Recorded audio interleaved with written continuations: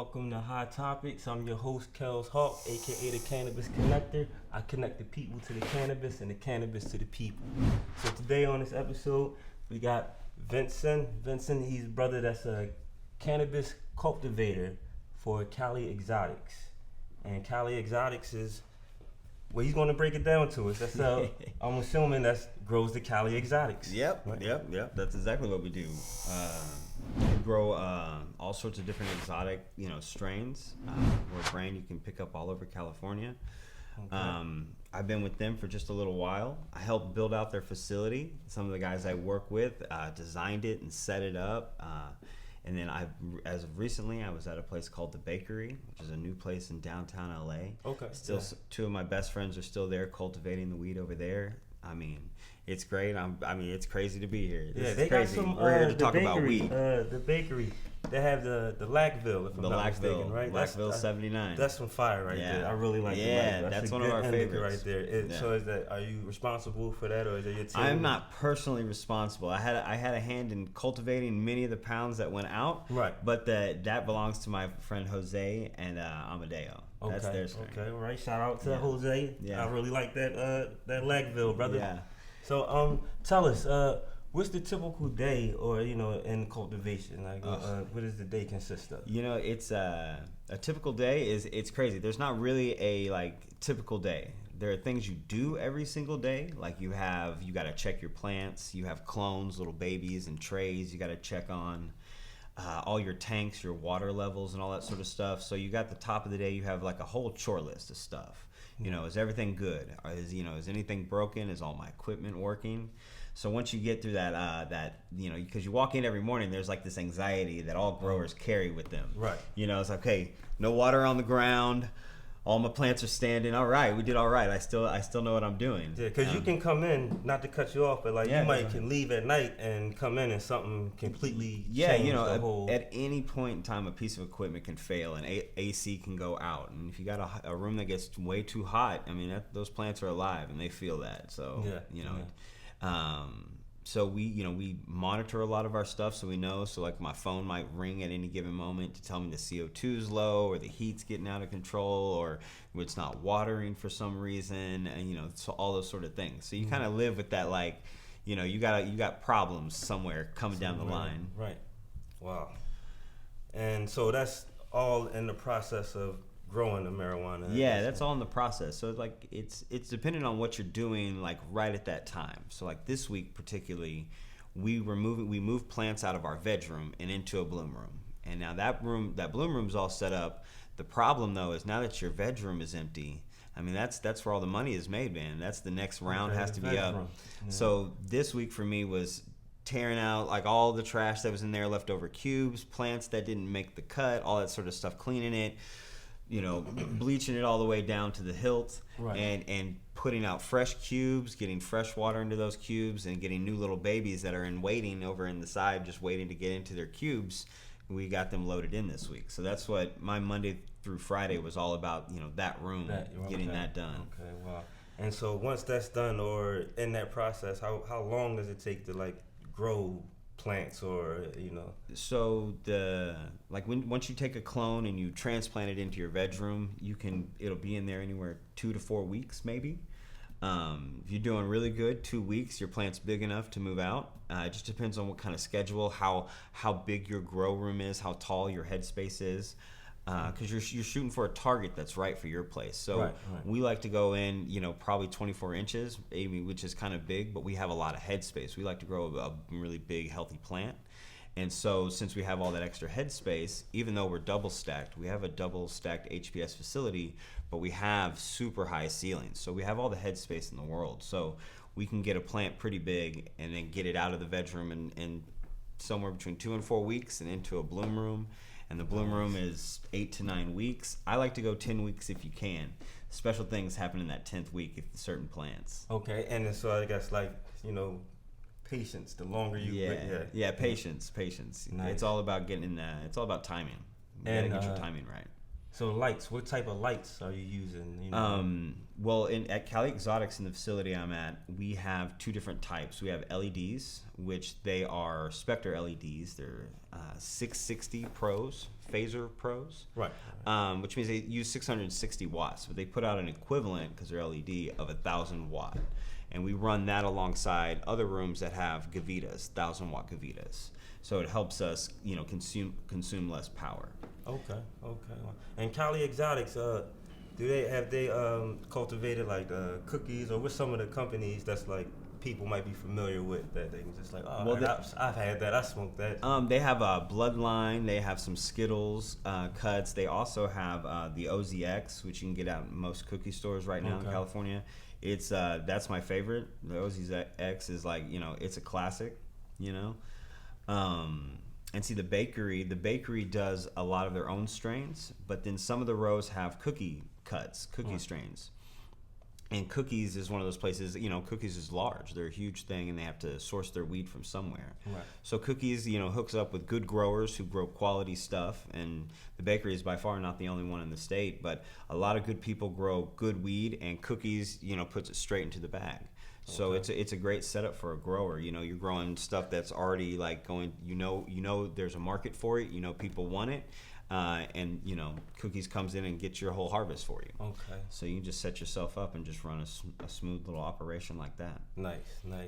It's the future. It's legal to do this now. Yeah. So speaking of like the future and legal, back when it was like, I guess medical. You want to call it? Okay, we'll call it medical. Medical. So I'm learning more about cultivation, and I'm hearing I started hearing about pesticides and so explain, where does that come in of cultivation, or like not using pesticides, because that became like a big deal.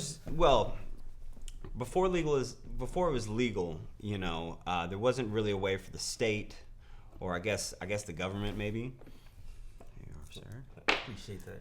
There, really to, I guess, be in your garden and monitor exactly what you're doing. So people were spraying all sorts of crazy stuff. Right. Whatever would get the job done. And there's a lot of pests that you deal with, molds and stuff like that it'll ruin your whole crop. You ruin a crop, that's that's someone's house payment, that's livelihoods, that's ruining crops is what you live not to do.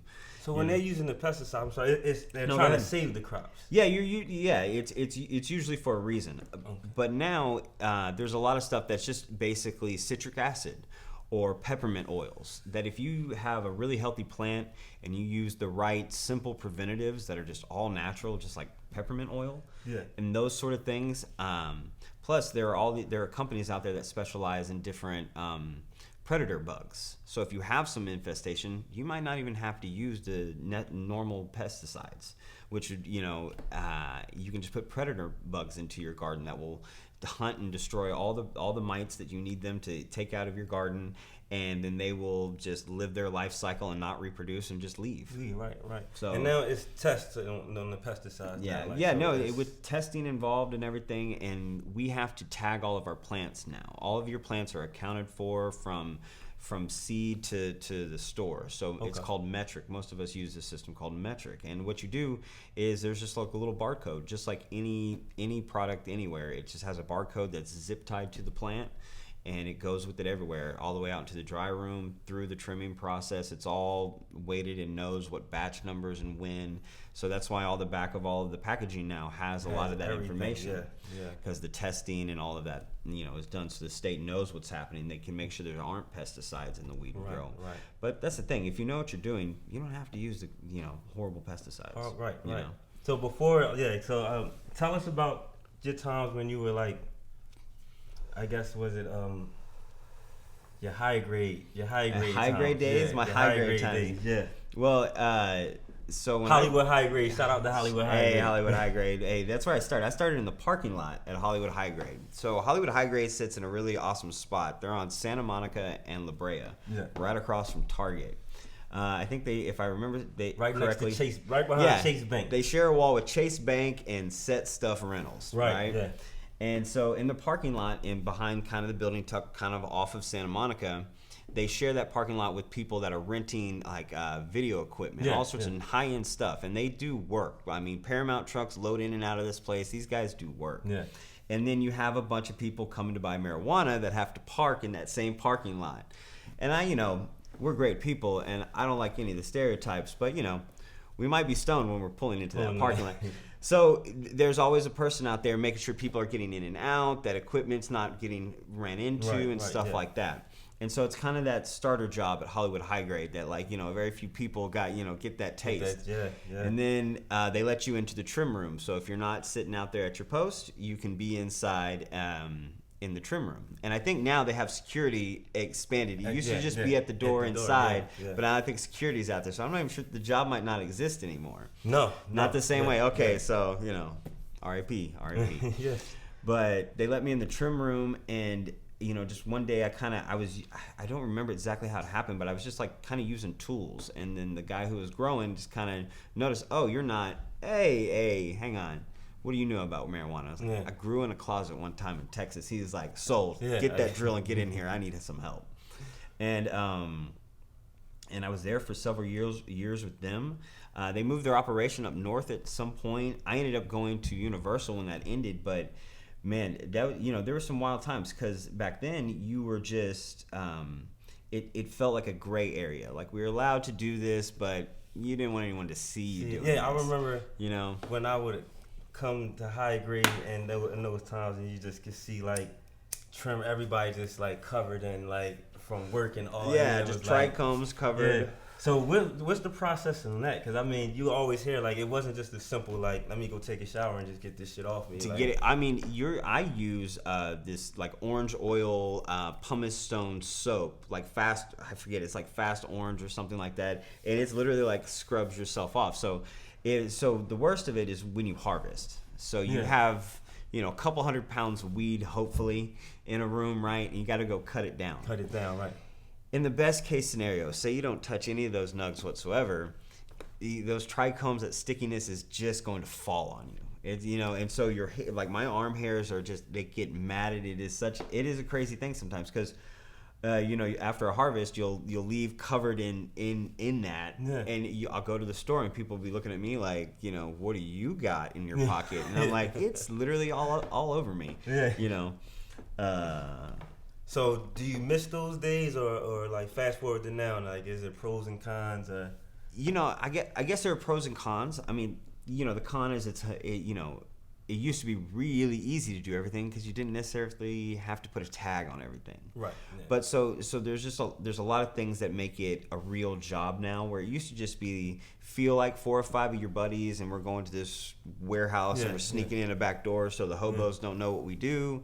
To now it's like, I get up and I go to work every day and like I'm just at work. And so it's become, normalized in that sense, which I grew up in Texas. So like, to be normalized in this industry is it's a wild in thing. Texas it's not it's not legal. It's decriminalized, I think, in some places like Houston, but I'm not sure where. I mean, I just don't do this there, for sure. But I mean, Oklahoma has come online soon.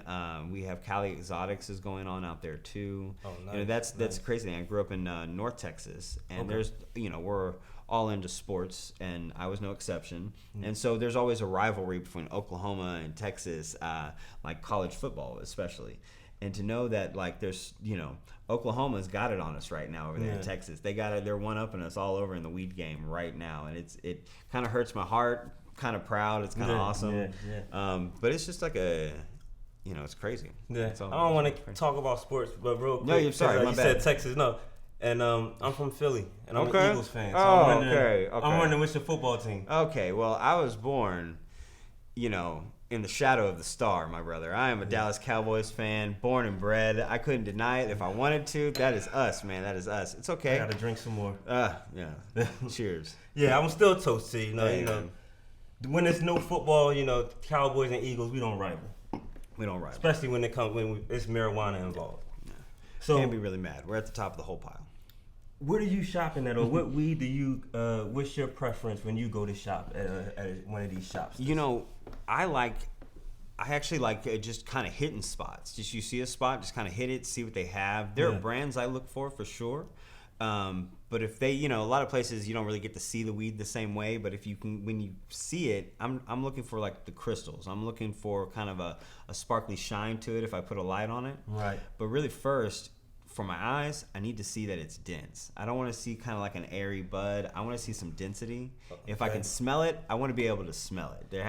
If it smells like hay, I gotta stop real quick because right now where the game is going, this is how most of the marijuana is coming. So, they can't smell it, they can't see it. Yeah. Right now they know they got Vince, one of the cultivators. Yeah. So they want to know like.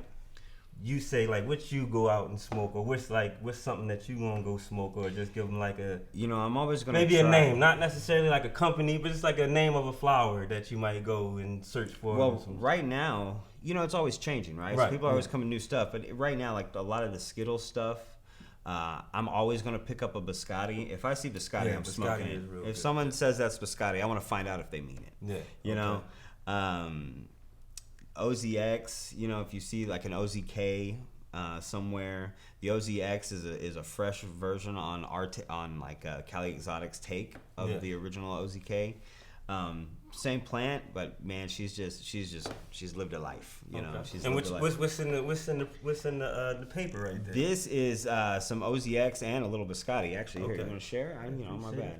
I got some 710 right there. Yeah, let's try them. Oh yeah.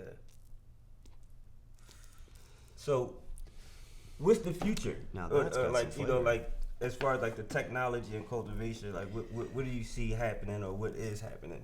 I mean, automation and cultivation is the key. Where you kind of you grow one of two ways at the top. Like if you're looking at it from a bottom line money perspective, you have a few people who are highly capable who can cover the whole grow, or you get one person who knows what they're doing and a bunch of minions to follow. The minion following around is a pretty expensive version of it. It's easier because many hands make light work. But right now, we're focused on there's only like 3-4 of us in with a few hundred lights, which is a lot. But we are able to handle it because we have several systems in place that do things for us. Where we still might mix hand batch our tanks and mix tanks. Yeah. Our rooms are completely monitored by a system called Arroyo. They collect data. So I can get on my phone right now and go look at the last 24 hours, 48 hours, week, 2 weeks, where if I'm in week 8, I have the data that tells me how it didn't flower up to that point, what was the water content of the cube, how hot or cold the room was, CO2, humidity, my VPD, which is it's a vapor pressure differential. Right. The relationship between how hot or cold the room is and how high or low the humidity is. Yeah. And so you just monitor your environment. And then we have Trollmaster. Trollmaster gives me control over all the equipment. So if I need to turn ACs up or down, if I need to send some water into a room, well, that's actually a separate system. Trollmaster can do it, but it gives me control of most of my equipment. Yeah. And then we put our actual irrigation strategies that we use, we put that on Open Sprinkler, which is just, it's a little control in the room. Like there's a light controller, irrigation controller, then we have an Aqua X outside that shows us all the different readings inside the room. Right. So most grows have push button automation to that level where you can look at your phone and see what's going on. If I'm getting on a plane, going somewhere and I need to water, if I have water in my tank, I can put water on my plants. And so, if a Saturday someone has to go in and do anything and no one can get there, well, the lowest guy on your totem pole can go in and mix one batch of newts and you can feed it. You don't have to touch anything, Oh, the AC is messing up. Okay, well, let me send the guy over there who's going to work on it and fix it. All right, it's fixed. All right, it's on. All right, well, I can see my temps are back in range. So you can manage and monitor from kind of afar and be there for when you need to be. Because you don't have to move plants into a room every day. You don't have to harvest every day. There are days when you do and you better be prepared, but you're able to spend more time doing the plants instead of kind of the mundane like little things. Right. Because we used to hand water. It used to be a wand and it used to be 1, 2, 3 into the next plant.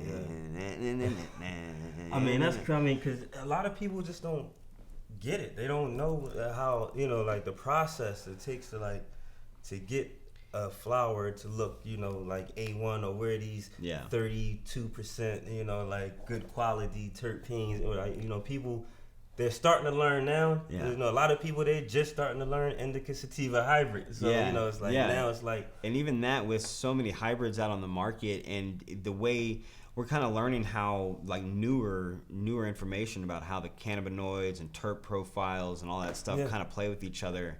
And, it's just the future it's going to be so different in 20 years, in 30 years, we're going to have a much better understanding of what, I feel like we're just getting a handle on right now. Right.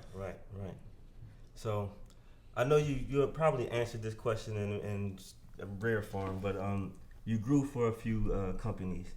Is there a difference in if you're growing from this company, and is it like a different process of the cultivation? Or there are little things you can do, like let's take it back to sports. Like everybody's basically playing basketball, right? Everybody's playing basketball. Training might be a little different. How they might do this or get in and out of the this little nuances, but for the most part, it's you got to put the plant in some kind of medium. Is that cocoa? Is that dirt? Is it rock wool? So basically, everybody has a playbook. Or everybody has a playbook. Everyone has their playbook to do kind of the same thing. And everybody, some things that work for some people, won't work for you. I like to grow on rock wool. Some people like to grow in like our cocoa or cocoa soil mix. They can do all sorts of mix. And, to be honest, I've seen all sorts of people have all sorts of success, all sorts of different ways. But at the end of the day, you got to get good water, good nutrients onto plants. As long as you do that, and you have quality lights, the weed's gonna grow. So as long as you do the work that's kind of associated with it, that plant will do what it does. Okay. Now, what are some of the have you ever had a bad experience where you grew something and it just like you knew it wasn't it? Like maybe it just didn't have the smell, didn't have the appeal, the crystals. Well, everybody has their preferences, right? Yeah. So I'm a cultivator. So when I put something in my room, when I put something in my room, I need it to yield. I need it to put out a lot of flower. I need it to stack a bunch of nugs up and be wild, and I need to post it on Instagram and just be like, that's what you're looking for. But that's as a cultivator.